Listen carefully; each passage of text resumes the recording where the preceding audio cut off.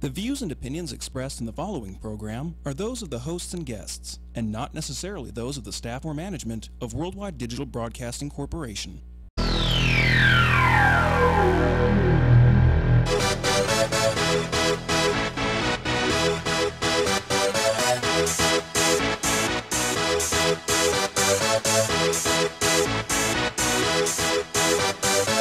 Y'all ready for this?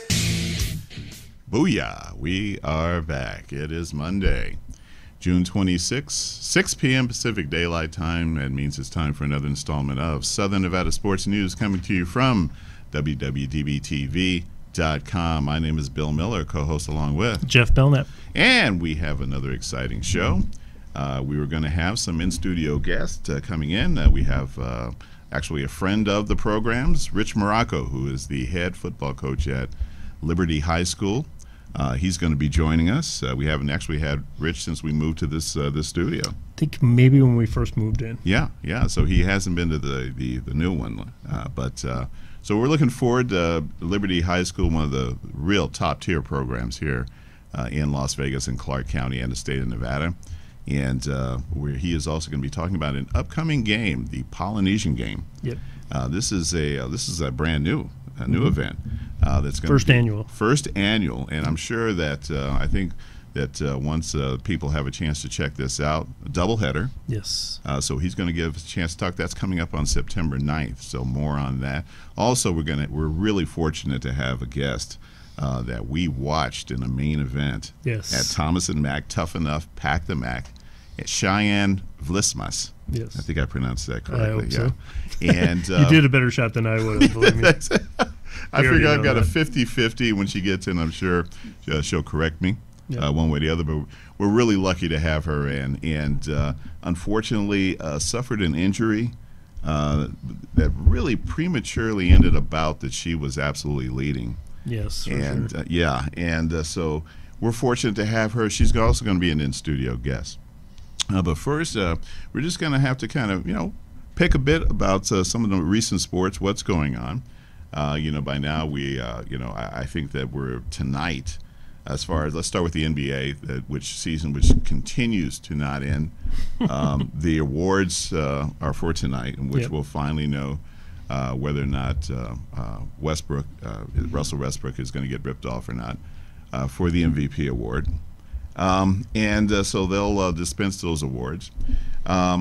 We had last week the NHL draft. Mm-hmm.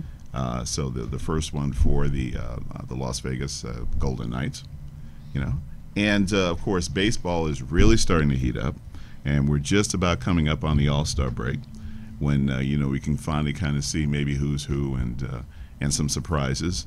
So let's start with baseball. Yep. Real quick first before because we're not going to talk about NHL anymore. At the Ice Center, Tuesday through Saturday, are going to be all of the minor league and brand new guys. So if you haven't been to the Ice Center before, it's very intimate. You're literally going to be watching future NHL players there. Future NHL stars. You're talking Cody Glass and the Suzuki that got drafted. Yeah. They're literally going to be playing and warming up at the Ice Center. Flamingo and Fort Apache. Fort Apache, right? So it's a great location. You're right about intimate. Yeah. So you're right there. This is an opportunity that is going to be difficult because by August they will have already moved into the Ice Center, their brand new facility, and although it seats 5,000, obviously it's not going to be as intimate as the Ice Center, which I think sits maybe a couple hundred comfortably.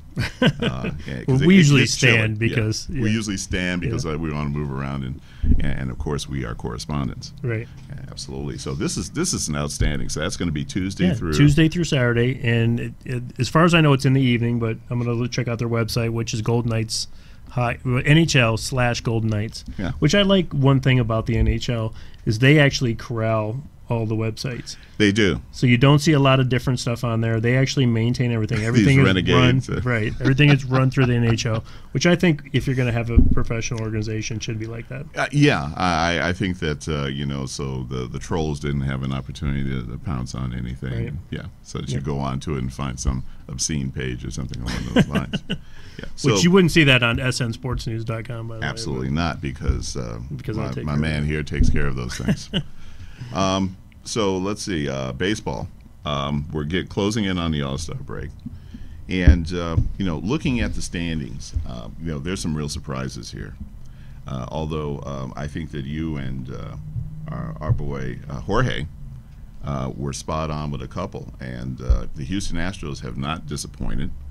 That was one I think you both agreed. Yes, would be, and they are running away with it at this point. I agree. They're 13 games ahead of the Rangers, who are one game above 500, and 17 and a half ahead of the Athletics, who are in the cellar. But they continue to not disappoint. And I'm only hoping that there's not a repeat of the second half of last year. Yes, where they imploded. And the Texas Rangers just basically chased them down, passed them, and then stayed ahead of them. And unfortunately, I think it was a very disappointing season, but they seem to have all the components in place. And I mean, again, they're not disappointing at this point. 52 wins. I think that's the most in Major League Baseball right now. I think the Dodgers may have 51. After a 10-game winning streak. And before that, I think it was an 8-game winning streak, 9-game winning streak. So, but let's start with the American League East. Right now you've got the Yankees on top, and who really saw that? Because this was supposed to be a rebuilding year for the Yankees. Well, I mean, Jorge did say that they have a good farm system, which has been proven. Yes. They're pulling these guys out. Aaron Judge is absolutely just completely off the chain. So for him to play as well as he is, it's just unbelievable. I honestly think that the Yankees will implode, and they've really kind of shown that they're already beginning to go there. Minnesota swept them this weekend, which was a little bit of a shocker. I actually took them on one of my plays with Santana yesterday, which to me was an easy play because I was surprised that they were an underdog in that game with, the pitching advantage definitely to the Twins. Santana is one of the better pitchers on the hill. So, and this was not a team that everybody looked at the beginning of the season and said, "Oh yeah, by the All-Star break they may be either in first or tied for first." Are you talking about Minnesota or Yankees? Minnesota. Yeah. Minnesota, I think, is still going to be a bust. I think their pitching's keeping them in it.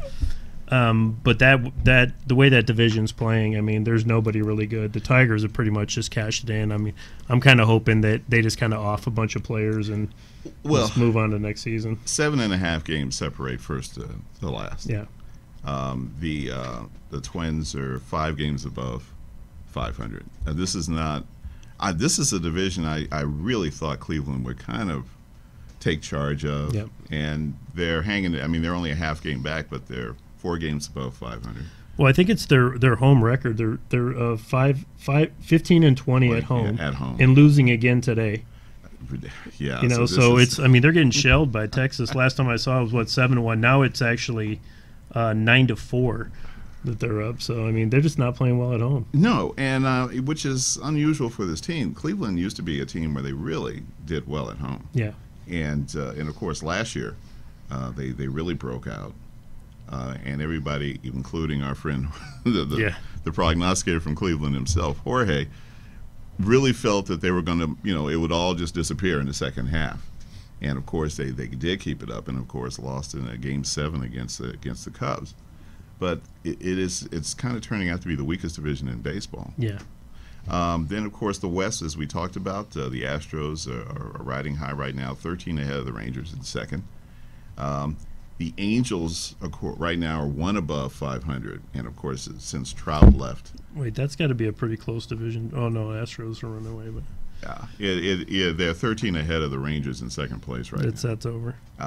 So, I mean, I hate to think it's over, because I really want to see if Houston is going to, seal the deal on this. No, I think Houston will run away. I mean, That was my prediction in the beginning of the year was Washington, and against my better judgment with my co-host here, but Washington and Houston. But I mean, you could pretty much call the Final Four teams right now. I mean, I'll go ahead and call it out since we're like into the beginning you go right ahead. Beginning of July. I'm going Washington and Dodgers, and then I think the Indians pull out that side and against Houston, and then Houston. I'm still going to go with the Nationals because their pitching staff is stellar, but you got some aces on the Dodgers too. Yeah, and and just some young phenoms. I mean, Bellinger is, you really see the fruits of the farm system of the Dodgers. Yeah, who used to have one of the best, was squandered by Fox and the parking lot attendant from Boston, and has been rebuilt over the years. And now this is probably one of the best farm systems they've had in maybe 20 years. Yeah. And this team just they keep on winning. They find ways to win. But we'll get to my Dodgers. We'll get to the Dodgers. We're on our way. We'll get to the Dodgers. Let's start with the East.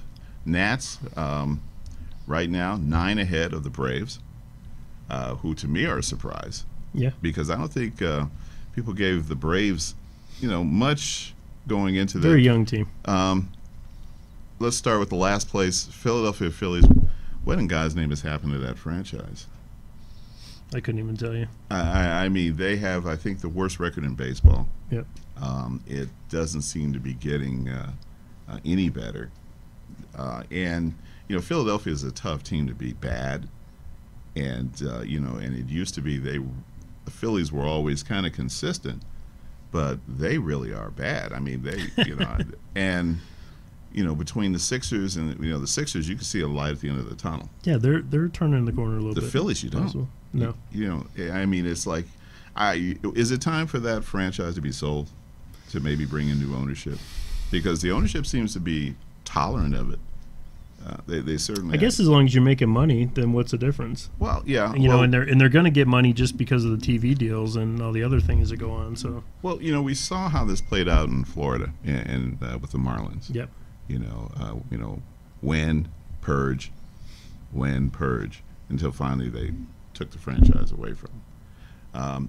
Do you see something like that happening in Philadelphia? Well, I mean, it's just been losing. You're talking, it's got to be going on, eight, 9, since Cliff Lee, which is 8, 9 years ago. Oh, God, at least. It doesn't seem like it's been that long since they won the World Series. Yeah. I mean, well, look at their run differential, 102 minus 102. I mean, that's just horrid. Yeah, that's. I mean, you're not only losing, but you're getting blown you're getting, hammered. I mean, you're not just you're not just losing. People are putting their foot on your throat. The Marlins, are 10.5 back and 6 games under 500. And then of course you have the Mets, which arguably might be the most soap operatic franchise in baseball. How terrible. You've got a lineup when you look at it, from the pitching and to the position players, that looks outstanding, yet they find bizarre ways to lose. Well, I think I watch the Mets a lot, mostly because I bet against them. and what I see a lot is it's bad timing. It's like when a guy is starting to not pitch good, his pitch count goes up, he walks a couple guys. I see him very often leave him in, when normally you should actually go talk to him or maybe get the bullpen going or something, and then he gives up 2 runs. So it's like, oh, now you're down a run. You were up a run going into the inning. Now you're down a run. They just don't recover. The other thing I've noticed is bullpens have been absolutely garbage this year. The highest ERA in the bullpens in ever at this point of the season. Also, the most home runs. They're on pace to actually hit 6,000 home runs this year, Ooh, wow. which would be a record. Yeah. 5,700 is the record now, and plus. And how long has it been? 10, 15 years since we were talking about juicing balls. Yeah. Yeah. Well, they're saying is it time for that again? That discussion. People have said it, and what I'm thinking is pitchers are throwing harder. Yeah. So guys hit the ball harder. Yeah, I mean, it's physics. Yeah. Exactly as you put it. When you have a 99 mile an hour fastball coming to a guy who hits the ball at 100 miles plus. Yep. on departure, well, it's going to go 500. Yeah, if he's got it over at least the fence, unless it's a line drive. Well, I can tell you this year's home run derby is going to be fun to watch. It is, and it's of course the All-Star game is in Miami this year, and Giancarlo Stanton is I think he said he said he's going to hit. He's going to play, and so that's the East, and let's go real quick because obviously believe we've got our in-studio guest has arrived. So let's go to the Central, and you've got the Brewers, kind of a surprise. Yep. And the Cubs, 1.5 back. Obviously, things are still early, and then you have the usual suspects: St. Louis, Pittsburgh, and of course Cincinnati. Riding in the basement, but it's only 8.5 games between first and last. Well, I can tell you, Pittsburgh and Cincinnati have no chance in that division. St. Louis, maybe if they begin to play better. I don't see them playing well at all. I mean, I actually blacklisted them last week. I don't usually keep them, teams on there permanently, but they're definitely on my blacklist. The Cubs, you just don't know who's going to show up on any day. No, and I think that and of course everything they do is versus 2016. Yeah, you got to match it up. Yeah. So this will be until the last game of the year. Right. This is where they were last year, and it'll be. So they'll always have that tough measurement.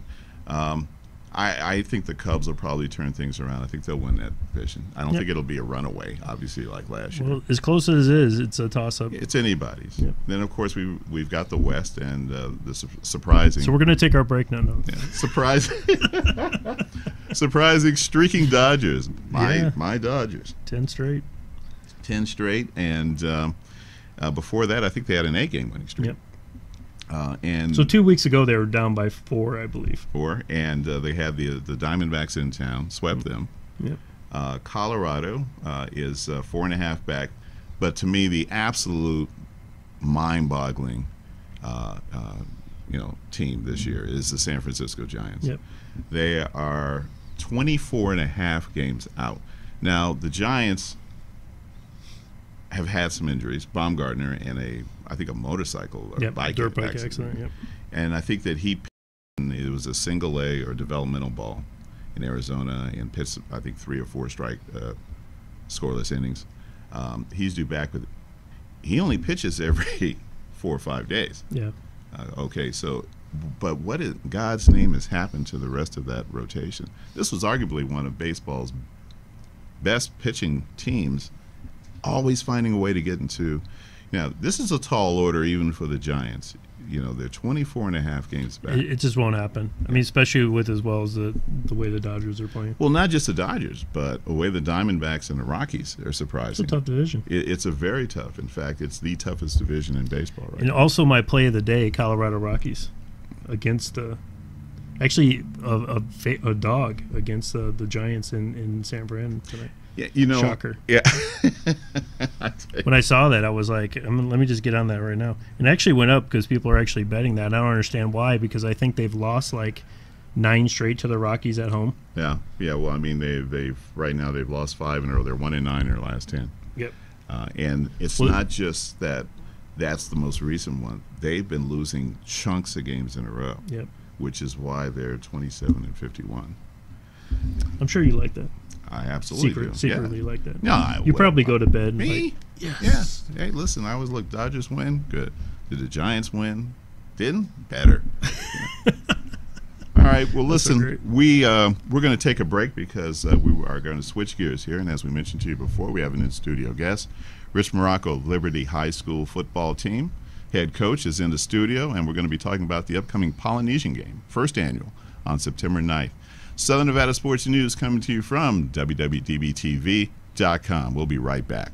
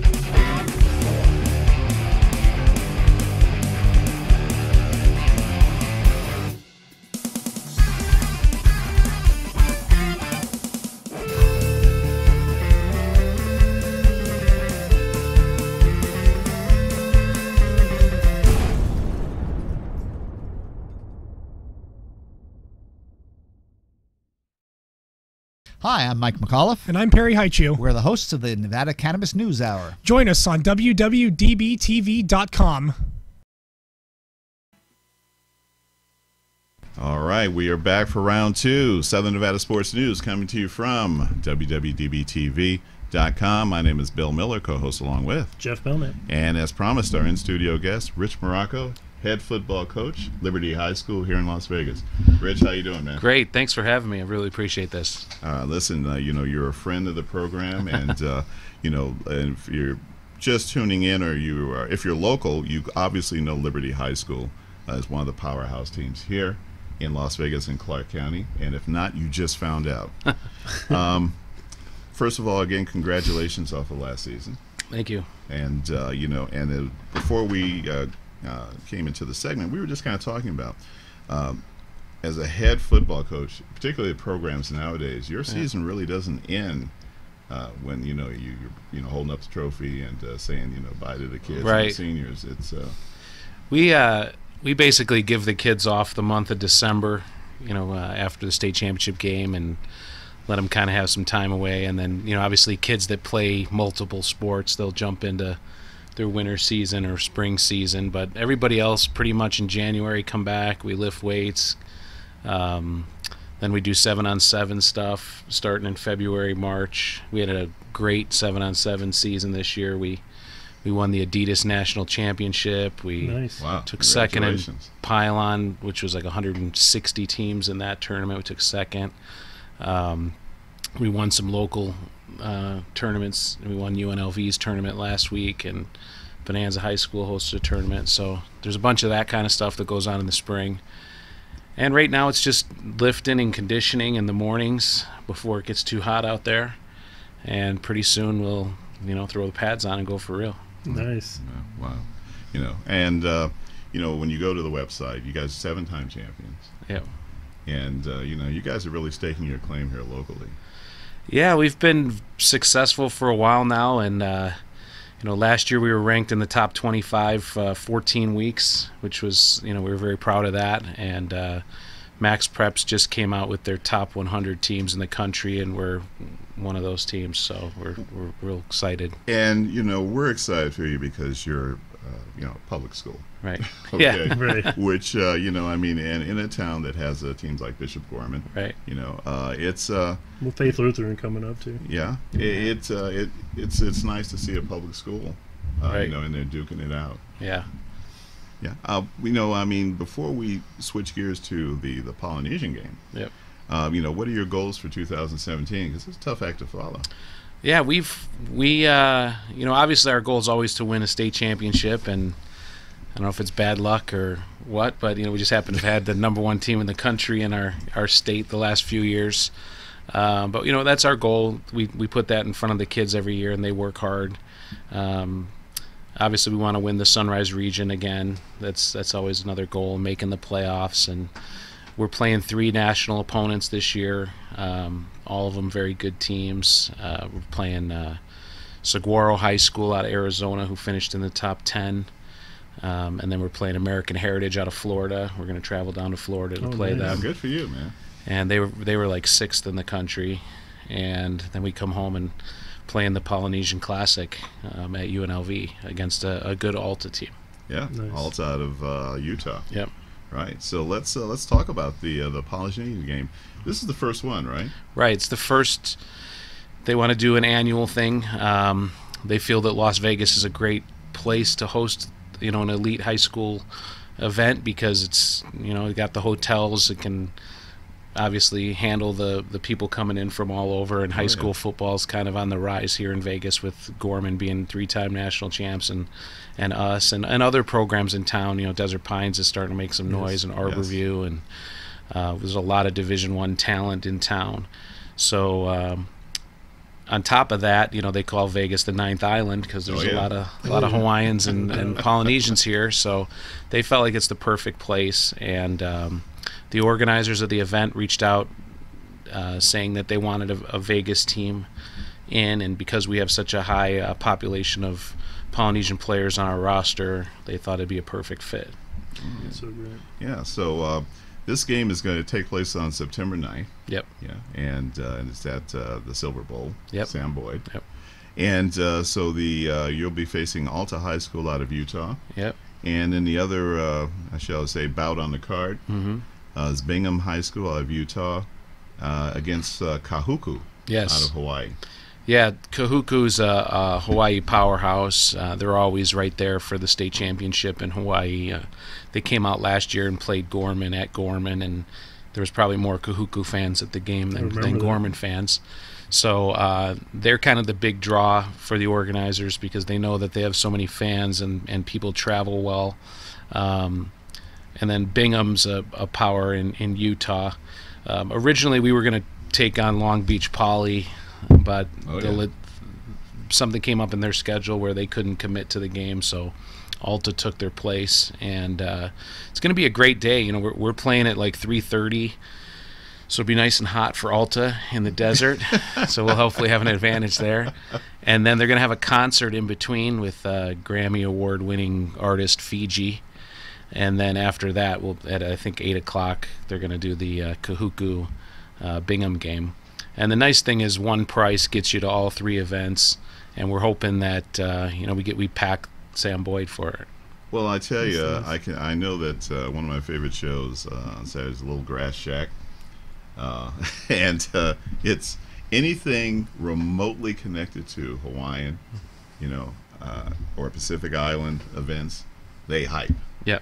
Especially when Hawaii comes to town against UNLV. I mean, they're talking about where people are going to be, tailgating, specific groups, etc. Yep. So I know they're going to be all over this like a cheap suit. Right. How can folks obtain tickets for it or find out about tickets? Well, at this point, moving forward, you have to go through UNLV tickets. Okay. I believe there's a student price. I think it's like $18 for students.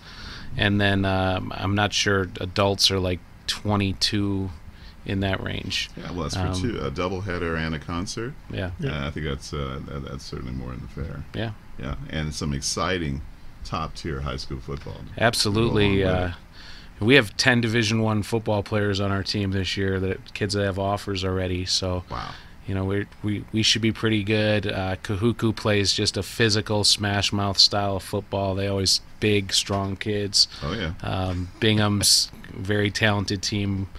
So I mean, it should be, if you want to see some top notch high school football, it's a great day, a great event. So I'm looking at Bingham's record last year, 14-0. Yep. Facing the Red Raiders, that were 11-2. One of those lost to Gorman. Yep. So you got 25-2 basically in that game. And then you have you guys against the Alta Hawks, and that combined record is 23-4. Right. Which one of your losses was a Gorman. Yeah. Obviously. So this is going to be some good football. Is there a pig roast by chance? I'm sure there will be. I'm like, gotta be at least one. Like you said, the tailgating should be pretty good. Good, right. I know a lot of our fans are planning on getting there early and firing up the barbecues. And, yeah, it should be good. I love that. Yeah, this is going to be absolutely exciting for Las Vegas as well. But is one thing you pointed out is that Las Vegas is becoming a real center point for outstanding high school football. Yeah. Yes. And all you have to do is watch the ESPN games that are featured. Right. Once the season. Well, starts. We're hoping to get a game on TV. We're trying to get our game against Saguaro on ESPN or Fox. They're in negotiations for that. So good deal. Good deal. We'll see. If not, it'll be streamed. And Saguaro's a 4-time defending Arizona state champion, the Class 4A. So we got our hands full these first few games. Yeah, and you can't use the heat index. No, not for them. Not for those guys. Yeah. Used to that. Maybe thinking the other way around. Are they in Phoenix? Or they're out of Scottsdale. Scottsdale, okay. Yeah. Okay. Just north of Phoenix. Nice. Yeah. Unfortunately, we set the game for August 26th, the same day as the fight. Yeah. So we were going to be the only game in town. Yeah. Thought we'd get a good turnout, and we were kind of in the same situation. That's actually happened to us before with the Pacquiao-Mayweather fight, and with the team we had, the Vegas Lions, and we had a game in Arizona. Yep. And we were even trying to get on the bus for the guys to watch. We ended up changing. They changed the game time for us. Oh, okay. Because if not, we would have guys. We literally have players that weren't even going to show up. Right. I don't know if we put the game on Saturday to help Saguaro out with travel. Right. But, we'll see. Maybe we'll try to move it back to Friday so we can watch the fight Saturday. Nice. Otherwise, I have to tape it and not listen to anybody. Good Watch luck it on the bus that. on the way home. Yeah. We've got guys basically taking a week off at Liberty, Right. and then it's back to get to the grind. When do they actually go into pads? The school district, it's a state rule, so the way it works, the first week of August is they call it heat acclimatization period, where they want the kids out there to get used to the heat, and then they do 3 days of helmets starting the 7th, and then the 10th you can start putting pads on. But this year, because of the way they bumped the school year up, we start on the 14th, so it kind of eats into some of our two-a-days and things we've done in the past, so we're going to have to manage the practice a little different this year. That's good. That's good. So your quarterback situation, obviously, set there. Get set there. Yeah. But coming off a sophomore season, I mean, how's he looking? He was a junior last year. Oh, he's a junior last year. Yeah, so he'll be a senior. this year? Yep. Okay. Yeah, he's going to set the state record as long as he stays healthy for most passing yards and probably touchdowns. He's over 9,000 already, and he's just a great kid, a great leader. I can't say enough good things about him. He's got an offer from UNLV in Nevada, San Diego State, Colorado State, BYU. So he's got to make a decision pretty soon here on where he wants to go. And we lost 2 really big weapons, kids that are Division I football players. That Ethan Dado was going to San Diego State, Darian Akihito is going to Columbia. But we have just a lot of talented kids in our program. I'm confident that we'll have some kids step up and Columbia. Columbia. Smart, 4.8 kid. So he can read a playbook. Yeah. Okay. That's great. That's awesome. Yeah. Well, Coach, again, congratulations. Thank you. And thank you very much for coming in. It's been a while since we've had you on the show, but also I think a lot of us will be looking forward to the first annual Polynesian game. Oh, we'll be there for sure. Oh, awesome. Yeah. Like I said, if you want to get tickets, it's unlvtickets.com, and we hope to get a good crowd. We'd like to have more people rooting for us, since we're the home team than the Utah team. So here. September 9th, and that's going to be at the Silver Bowl, Sam Boyd Stadium. And again, the first game is going to be Alta High School out of Utah against Liberty, and in Bingham, Utah versus Kahuku out of Hawaii. Yep. And then there's a concert in between, doubleheader, top tier high school football here in Las Vegas. So absolutely. Again, thanks very much. Thank you. Coach, I really appreciate it. Really appreciate it. We'll make sure that during the season we'll call in, because I know that getting you in here sometimes a little tough. Yeah, you guys are on the other side of the world for me. Traffic's crazy. It is this time of day. Yeah. Sorry about that. That's all right. I appreciate it. Thanks for having me. All right. We're going to take a break, and when we come back, we're going to switch gears, and we're going to go into MMA fighting. And we are going to be joined by Cheyanne Vlismas. I'm so hoping I haven't butchered her last name. And she is going to be our next guest. And we're going to take a brief break. When we come back, we'll take a break. While we're taking a break now, we'll be back. Southern Nevada Sports News come to you from WWDBTV.com. We'll be right back.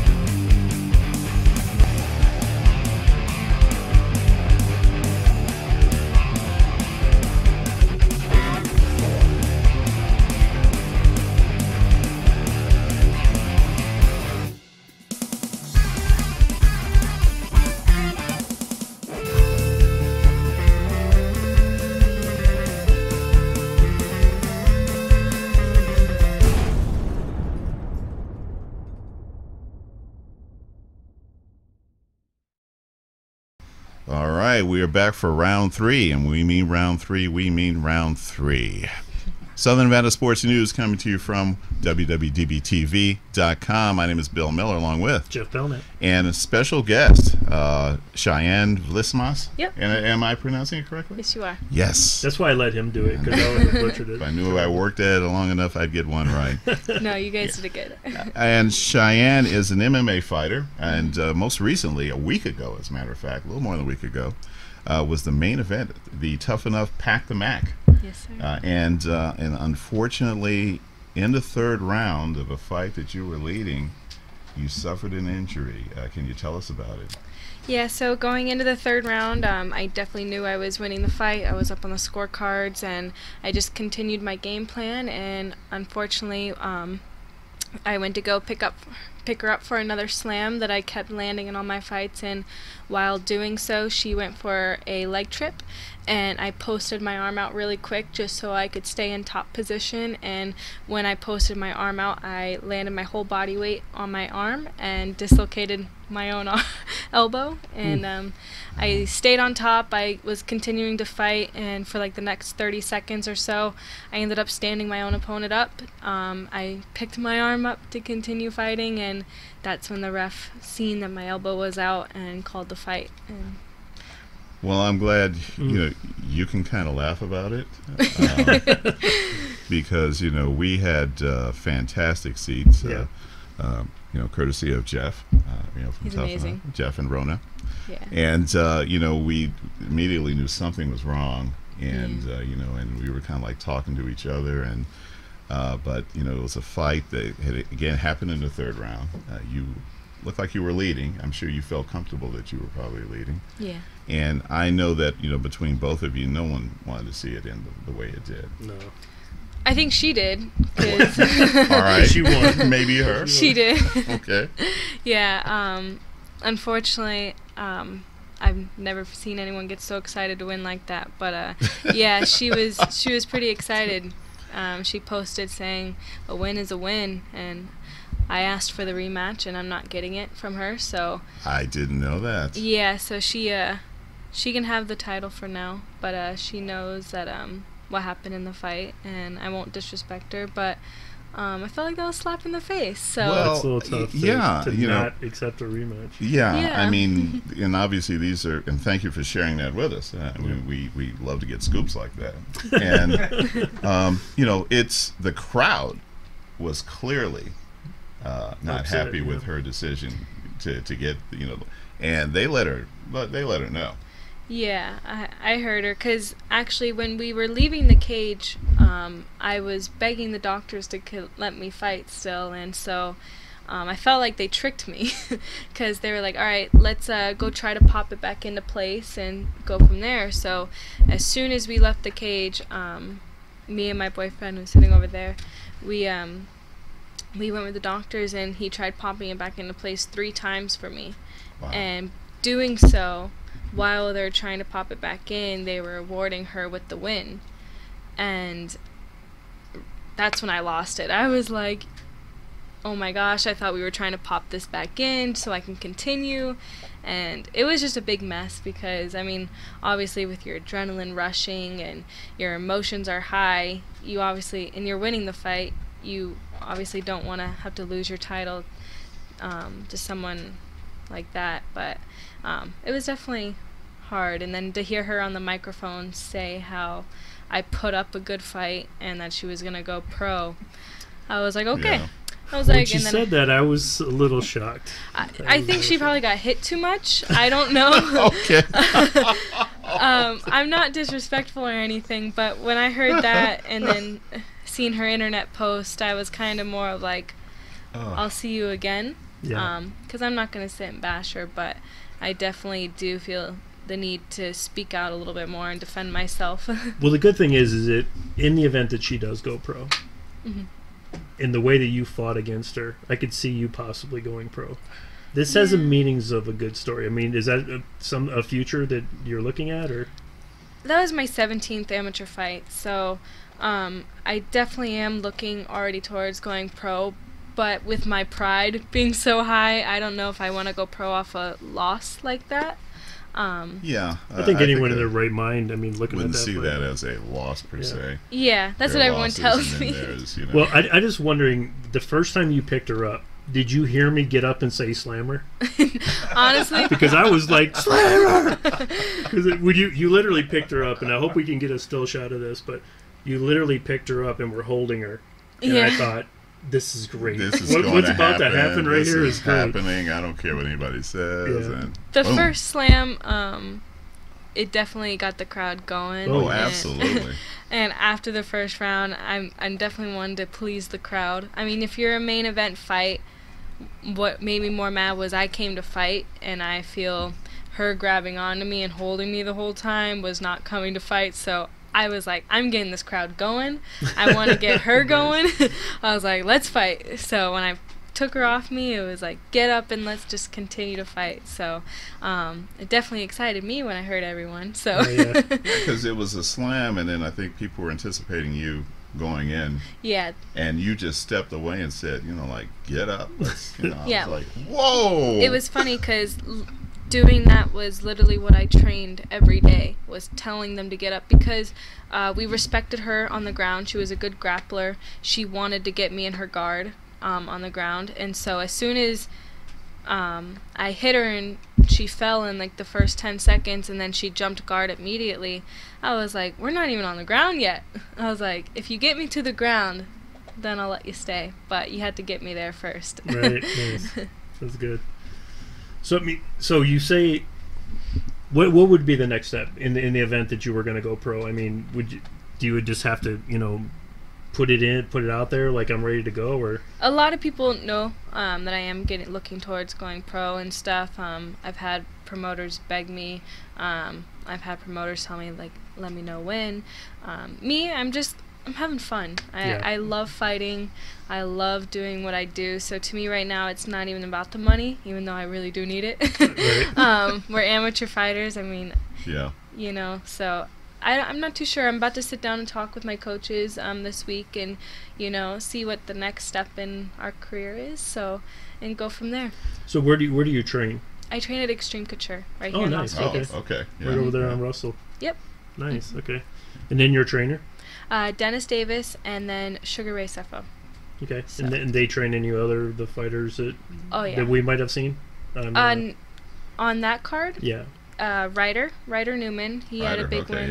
yeah. He had a really vocal fan in his brother. Oh yeah. His brother was yeah, really fired up. this guy was. I thought he should have been in the ring, as animated as he was. But Yeah, so probably. Ryder, because Ryder, that's a pretty tough young man. Yep, and he's an up and comer. We had Ryder and then Cody Cody? Monslove. Okay. Yep. And then Pooney, I don't know how to say his last name, but he was towards the beginning. He did take a loss, unfortunately, that night from a legit wrestler, but he's very young. He's only 19, and he trains with Dennis and Ray Sefo as well. Oh, so. nice. Okay. So just kind of going back real quick, how long have you been, to get to where you did a week ago? Yeah, how long has this journey been? My whole life. I've been training martial arts since I was 3 years old, so I'm not the type to really take breaks from the gym. So leading up for every fight, I'm just in the gym every day. So your coaches don't have to beg you No. or plead with you to get back? I grew up on the mats pretty much, so That's I great. mean, I love it. I mean, it's like my job without the money, so it's just an everyday habit. I go and do it. It's on my schedule. And there's no one that could take that, so. Well, there's not a lot of women MMA fighters. Yeah. And so, I'm always curious as to, and clearly this is something you've been doing. Was it, did you have members of your family that were into MMA fighting? Or? No. They were actually very against it at first. Okay. My family, they were like, I don't want to see my little girl get injured or whatnot. Well, so, yeah, it's a dad. I mean. Yeah. More my mom. She was more against it. But I grew up in Taekwondo, so that wasn't such okay. It's more discipline. Yeah, it was more of a discipline aspect sport, but I grew up in that. So when I switched to MMA, when I just turned 15 years old, I actually called and set up a free trial myself. And so having to tell my parents about it, because they had to drive me, obviously, that was kind of hard. But they actually let me do it, so here I am, 7 years later and still doing it. So Nice. So were they at the fight? no, they were not. No. So did they come watch you fight? I actually haven't seen them, talked to them in a little bit. They're actually, I believe, in Florida, so they probably watched it online. Yeah. So, yeah. Okay. That's cool. Yeah, I mean, it's. I am looking at it from my own standpoint. As a dad, I have 2 sons, so they would say, "Yeah, I did." Oh, okay, sure, I get that. Yeah, but my baby girl, oh my God. Yeah. Wondering, oh no, it's bad enough. I'm, trying to keep the wolves at the door.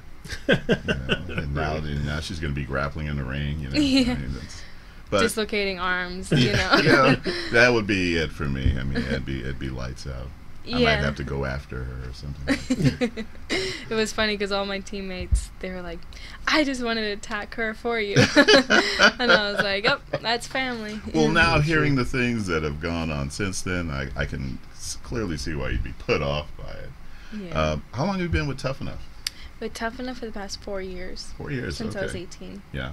And of course, we've known Jeff and Rona for some time now. Yeah. We're huge fans of it. And we really like the way these bouts take place. It's not a lot of time in between. Yeah. That you see in some of the like UFC and some of these other where you got like 15, 20, 30 minutes. Yeah. And then these are like they're coming right after another. It's exciting and it's a lot of fun. And I think they had a really successful Pack the Mac Oh yeah. this year. We had the last one, was it last year or the year before that we went? Year before. Year I think we before. skipped a year. Yeah. Yeah, that I was was out the of one town, year I I think. didn't fight on it. Ah, okay. All right. So, how convalescing? What is have they given you sort of a timeline in terms of your elbow? No, actually, I did just go to the doctor last week. They did take my splint off. It was too swollen to kind of tell, but I find out next week if I get surgery. But from the looks of it, and I actually just got sponsored by a chiropractic place. Nice. So Good they're going to be timing. taking care of me because they were at the fight as well. We all looked at it, and we don't think I will need surgery. So I find out kind of next week the more details on like the weeks out I'll be out. But I've been back to training and doing everything I can. Just I have one So you're arm and back 2 to legs. training already. Yeah, it's just an arm, That's so great. All right. Well, the fact that you're in condition helps with Yeah. with the injury because it's your body's kind of more used to it. Like if me and Bill were to happen, we'd be out for like a 6 year. Yeah. You definitely still have to baby that kind of injury. Yeah. So, but it's not going to keep me out of a gym. Nice. I mean, some fighters, they'll find excuses or, but if you really want something, you got to go get it. And the way I look at it is it's just the right arm. There's people with amputated arms and legs, and they still do it. So, That's right. so I know That's a I good can do it. attitude. Yeah. I like it. If you had your wish list, what would it be in terms of where you'd be, let's say, 2 years from now? Oh, the UFC, for sure. Definitely the UFC. Top 10. I love the way you're thinking. I certainly like your confidence. That's for sure. Again, I mean, looking at it from Jeff and our standpoint, we had Jeff Myers in a week ago talking about last Saturday and everything, and he was saying that listen, we've got 2 women's championship bouts coming on this, and we were really excited for it. Of course, everything leading up to it. I mean, but it was an awesome event. We certainly hyped it as much as we could from a show Appreciate it. standpoint, and just looking at all the people that were coming in there. I mean, these people had a great time. Yeah. I mean, and MMA, even if you're not sure who's who, you maybe know somebody. It always seems like you'll find just suddenly, for some reason or another, they'll be behind someone and totally against the other person, Yeah. and not know a thing about them. Yeah. Oh, yeah. Yeah, It's it- the it- most judgmental sport. I feel like when I get to the cage, people feel like they know my whole life story sometimes. And I'm like, you learn to deal with it after a while. Well, where are you originally from? I'm from Florida. Florida. Okay. Okay. All Yeah. right. And how long have you been in Vegas? About a year and a half now. Year and a half. Yeah. Okay. All right. Mhm. So were you traveling to Tough Enough bouts from Florida? And, Yep. Okay. And then you finally got with Team Couture. Yep. Yeah. My boyfriend and I we started fighting for them back in 2013. I took my first fight with them on a week and a half notice from Florida. Wow.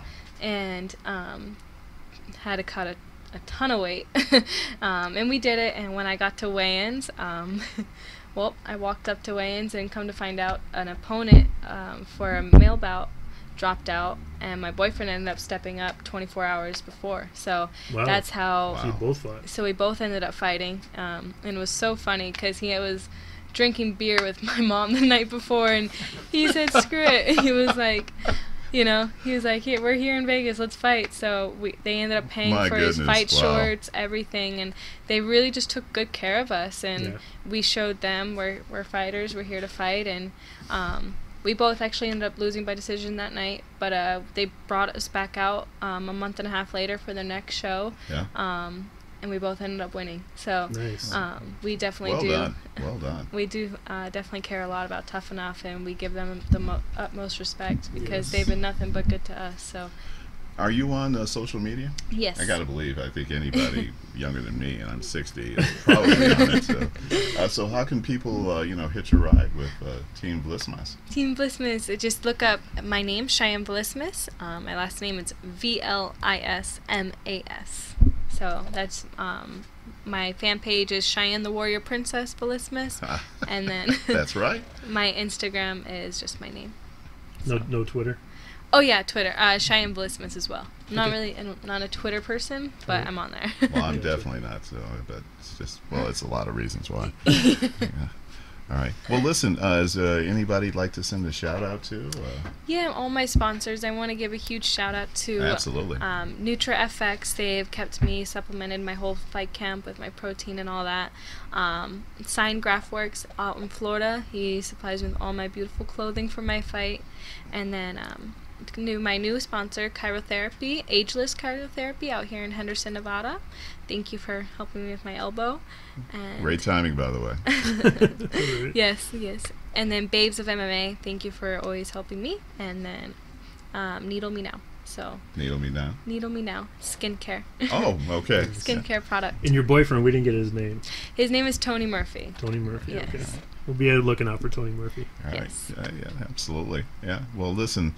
Thank you so much for coming in. Thank you guys for having me. The fact that you made it out, especially after the injury, but we're glad to see that you're out of the cast of that. Yeah, you certainly have a great outlook as to your future. I'm sure it is absolutely bright. Thank you. And we're absolutely fans of Tough Enough, and we're certainly going to be a fan of Team Vlismas. Absolutely. Yay. And again, just thanks so much for coming in. Thank you guys for having me. Appreciate it. Cheyanne Vlismas, MMA fighter. She just gave you her social media. I was in a recent Tough Enough and lost a championship bout, and apparently some disparaging remarks coming from the new champion. But we'll let that one ride. We'll handle that. Absolutely. I'm sure that more on that to come, but you heard it here first. That's right. Breaking news, finally, at Southern Nevada Sports News. Well, thank you for tuning in, and join us next Monday for another installment of Southern Nevada Sports News, coming to you from WWDBTV.com. Have a great week. God bless. Ladies and gentlemen, tonight's fights are sanctioned by the ISKA with President Corey Schaefer. In attendance is Nevada State Director Carlos Canton, Lead Inspector David Tompkins, Timekeeper Troy Mazzagatti, and our judges cage side are Dr. John Quinn, Stephanie Hasagawa, and Larry Meir. This is the main event of the evening, scheduled for three 3-minute rounds, all for the Tough Enough Women's Strawweight Championship. Fight fans, it's about to go down. Introducing first, fighting out of the blue corner with a record of 5 wins and 1 loss, fighting out of Team SFS, Cleveland, Ohio. She is the challenger, Crystal Lil Monster Demopolis.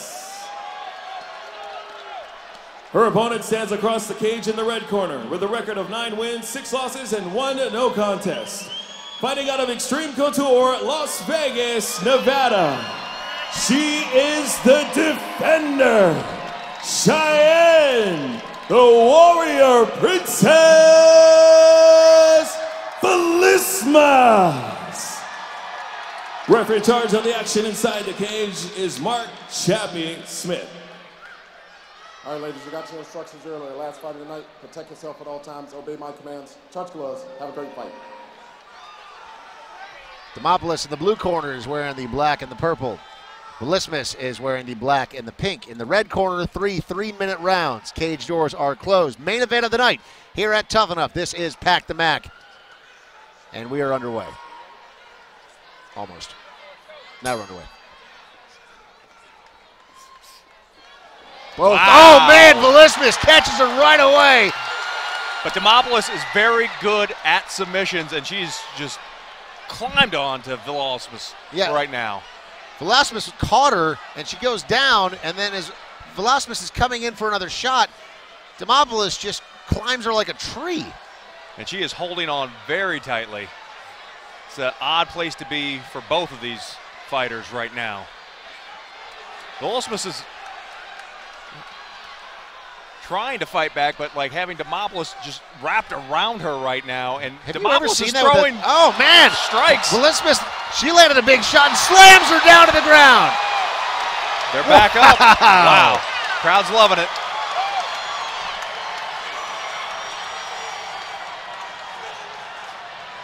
This is why these two ladies are in the main event.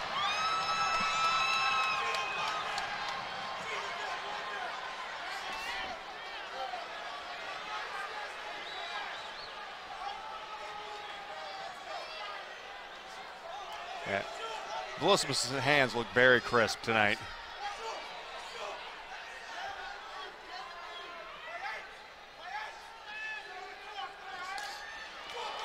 Oh, man.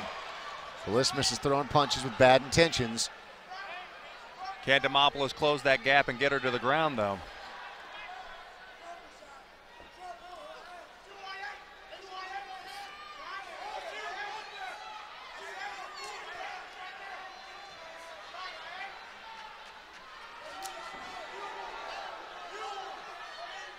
.70 seconds remaining here in round number 1.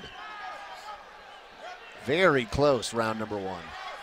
And Demopoulos pulls her to the ground. Ends up in bottom position. This is a position she's won from in the past, though. We can see her pull an armbar out. We've seen her pull an armbar out really quick in the past. And great utilization of her legs, too. So she's got a lot of power in her lower body, and she puts that to work for her. Look at how active her legs are. So you see how much pressure she's applying.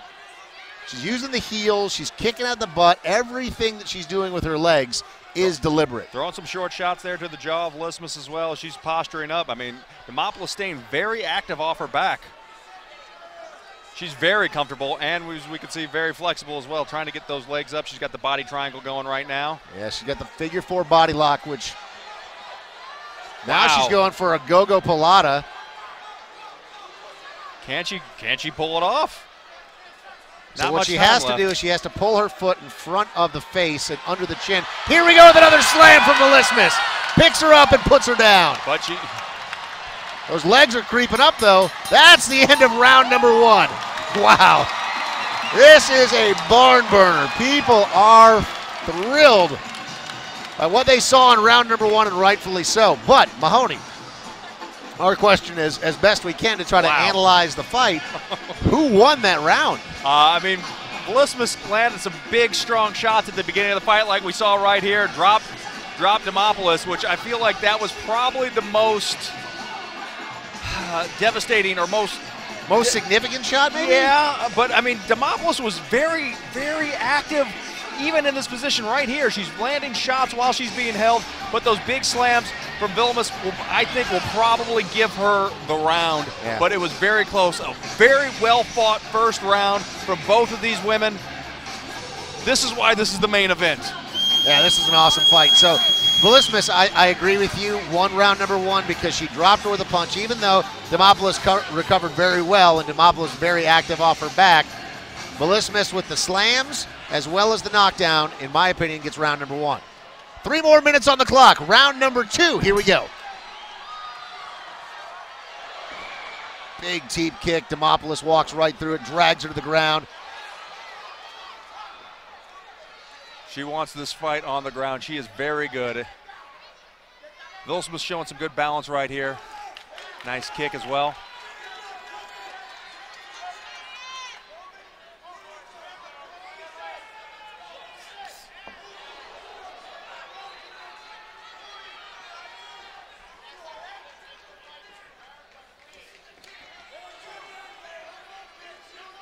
curious if Vlismas is going to be a little shy on throwing those higher kicks, because we've seen Demopoulos catch those and take her down and have the success on the ground. I just don't know if you're in Vlismas' position that you're thinking you're losing the fight when it goes to the ground. Clearly, when they're striking, this is where she wants to be. Absolutely. But I don't think that she's intimidated to go to the ground necessarily with Vlismas, because she has been able to outmuscle her in a couple of spots. Mm-hmm. Yes, there's more danger there, in my opinion, but I doubt that she's thinking, oh, I can't go to the ground with her and be successful. A little bit more feeling out in this round. Yeah, and if anything, it's interesting. Again, up against the cage, Demopoulos very comfortable to elevate herself off of the ground, but you see she's put her foot back down, and I think that may have to do with the slam that we saw last time from Vlismas. Will she throw another slam in here? She does have her in just about the perfect position for it, but Demopoulos has, another slam. She's grabbing the ankle. Vlismas landed some strikes there, but she's looking for that ankle. Vlismas backs away. Yeah, Vlismas wisely wants to keep this striking as much as possible. A minute left here in round number 1. This is a really interesting chess match.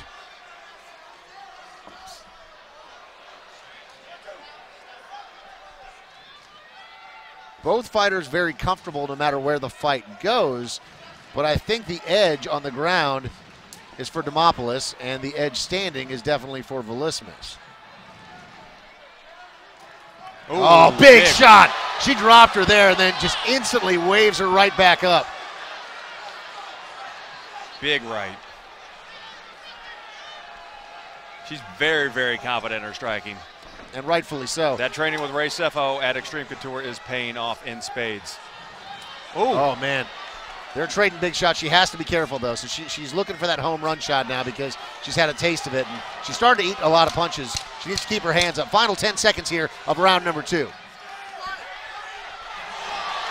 Couple of more big shots.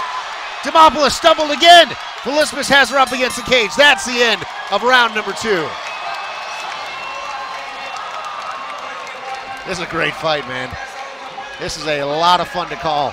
Both of these fighters, incredibly tough, very skilled. So I think the real story here, Mahoney, is that she drops her with that big right hand when she had her pushed up against the cage, right? So this is some of the action. I don't want to miss this here because this big slam was significant. It wasn't as significant as we saw in round number 1. Did a nice job with some of those hammer fists. But this moment right here, where she drops her with this right hand, the fact that she didn't go in and try to get the finish there, that tells me something. That tells me that she definitely does not want to be on the ground. Yep. Because even when she had her hurt, she didn't follow her to the ground. She just said, get up. So I think you're right. Great analysis there that she is actively avoiding the ground with Demopoulos because she knows she's more exposed there than anywhere else. But she's having great success on her feet. Some amazing striking coming out of. It's a level of maturity that you see from fighters coming out of Extreme Couture, and just credit to Vlismas for identifying her strengths, even in the moment, and her weaknesses, and just saying, let's keep this fight where I'm best, and that's right here standing. I just want to see her keep her hands up. Demopoulos likes to trade, though. Exactly. She's a very tough fighter. And Demopoulos shoots in, shrugged right off by Vlismas.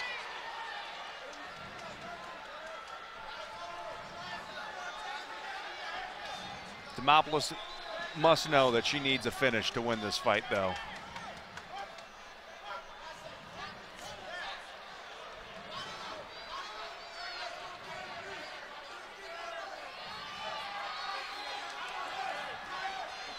Oh, great hip toss there. Nice hip toss by Vlismas. She was in a fairly compromised position and just made the most of it. Ends up in top position. Just over 2 minutes remaining here in the third and final round. Demopoulos is trying to tie her up. Big shots. Lots of ground and pound there. Just, Now Vlismas looking for a submission. Going to be hard to complete being pushed up against the fence like this. And Demopoulos being as flexible as she is. And another slam's coming. No, Demopoulos puts her feet back down, goes for a trip, but Vlismas ends up, this is almost a perfect setting for an arm bar. She's just going to escape, though. Oh, no. Something's the matter with her arm. Or the glove? She's holding her hand. I think she may have broken her arm. Oh. She broke her arm. Oh, it is. Or it's dislocated. It's her elbow. Yeah. Oh, it's hard to tell on the TV, but we're seeing it here. Yeah, no, you see it right there. The elbow is clearly dislocated. Oh, that's so unfortunate. They're gonna. It's gonna be. They're gonna wave it off. Yeah, they have to. Yeah. Oh, this is so unfortunate. This was such a good fight, and this is not how either one of these fighters wanted this fight to end. Yeah, she was willing to fight through it too. Yeah. I mean, a true warrior, but I don't know how that happened. She's clearly upset. It was they were all twisted up there, and her wrist just must have gotten stuck when she tried to escape. Medical's coming in to check it out, and she's they have to wave this off. Yeah, it's done. And they're going to take her out now. Man, what a huge ovation from the audience here in Las Vegas, but that is the official wave off of the fight. Man, what a great fight between these two ladies. Absolutely. A fantastic main event. Wow. A very, as you mentioned, Mahoney, a very unfortunate finish. The way that nobody wants to see a fight won or lost by just a freak injury like that. Nobody wants to see their opponent actually get hurt either. Right. You know, for a fight to end like that and for her to dislocate her elbow, that's just, she's not taking any joy in this. And you know what? The respect to Demopoulos for handling this like a champion would. Absolutely.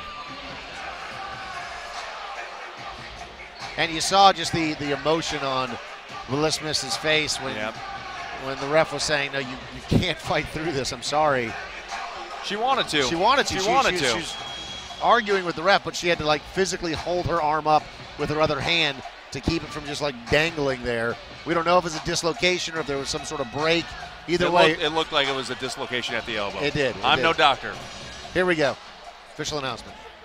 Ladies and gentlemen, after 1 minute, 30 seconds into the third round, your winner by TKO due to injury and new Tough Enough Women's Strawweight Champion, Crystal Lil Monster Demopoulos. All right, fight fans. Nobody ever wants this to happen. The fighter doesn't even want to go this way. Even Crystal doesn't even want it to go this way. We want to give every fighter in here a round of applause for stepping in this cage and putting it all on the line for free for the fans. So we're standing here inside the cage with the new champ, Crystal Demopoulos. How great does it feel to win? You know what? I mean, it feels good to win, but it doesn't, at the same time, I'm a competitor. And the one thing I came in here to do is I came in here to fight. As fighters, we all like to come in here and have a good time. This is entertainment for everybody. But nobody wants their opponent to get disqualified or seriously get injured. And Cheyanne put up one hell of a great fight. She was a lot of back and forth, and I hope she's all right, and I hope that she heals up soon. I want to see anybody that pops their elbow and wants to continue to fight. She was disappointed when Mark Smith came up to her because she knew she wasn't going to be able to go on, and she wanted to stay in and fight. How game is that? I know this isn't the way you want to win, but you put in the work, you put in a great fight against Cheyanne. It was an amazing fight. Women's MMA, Barry Meyer pioneered that right here in this cage, and we have all these names around this cage to prove that, and you are a fine example as well as Cheyanne. So we thank you for coming out here tonight. You want to thank anybody? I do. I have a few people I want to thank, if you don't mind. Team SFS out of Michigan has definitely taken me underneath their wing and helped me. Ronin Training Center is where I came up from, and the good people that are always great to me, like my professor Tom DeBlas, Vitor Oliveira, a lot of really other great people. All right, well, congratulations. Ladies and gentlemen, your champ. This was going to be my very last amateur fight. After this, I do plan on going pro. I plan on doing a lot of work, and look out UFC because 115 is coming through.